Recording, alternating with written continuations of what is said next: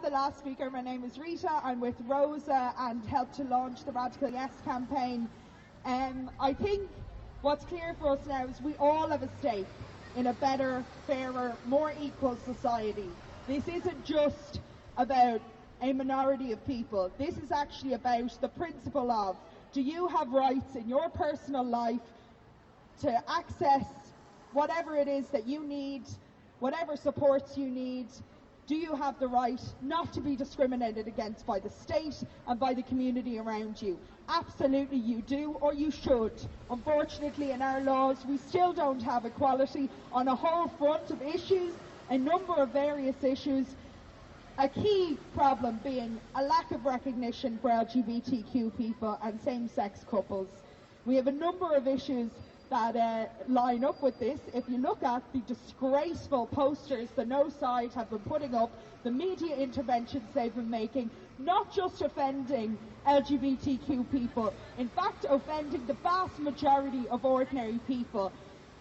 People who are bringing up their children in a single-parent household have essentially been told by the No campaign, you're not good enough, your family isn't good enough, you don't have the gold standard of a heterosexual marriage. They want a lady mammy in a lady apron and a male daddy who teaches boys sports, to be rude, in every household to make sure that everybody gets that important schooling in traditional gender roles. Unfortunately, in our society, no matter where you go, no matter what you do, no matter if you are brought up in a feminist lesbian collective, you have oppressive, rigid gender roles shoved down your throat every day. The mainstream media back up this argument that you need a mammy and a daddy and that they represent certain things. In ROSA, obviously, we do a lot of our work around gender issues, the oppression of women, and it's very linked with this campaign, in fact, because we reject those roles. It is not good enough to say that men and women have to fit into a blue or a pink box. I think it was actually particularly honest of Mothers and Fathers Matter to have their blue balloons and their pink balloons and their blue and pink banner at their launch. That's how they see society. They want us back in our blue or our pink box and to shut up. Well, we're not going to do that.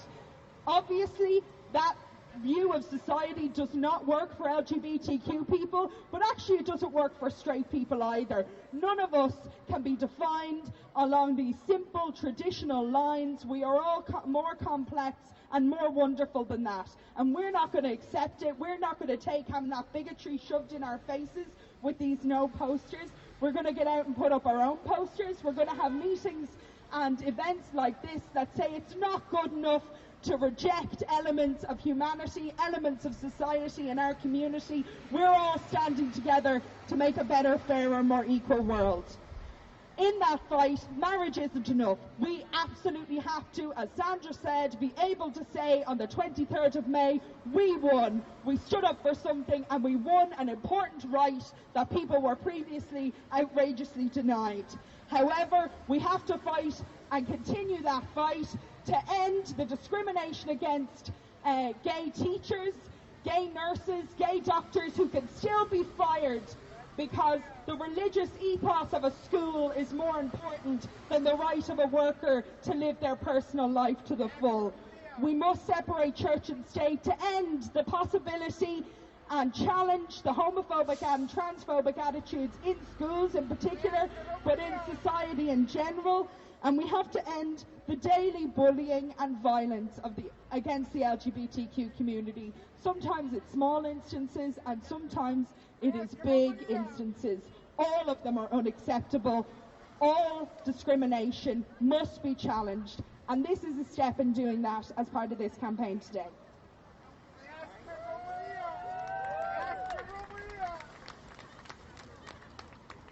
The homophobes and the bigots want to play the victim in this campaign. They say society's marching on too fast, we're accepting differences, and somehow that's a negative.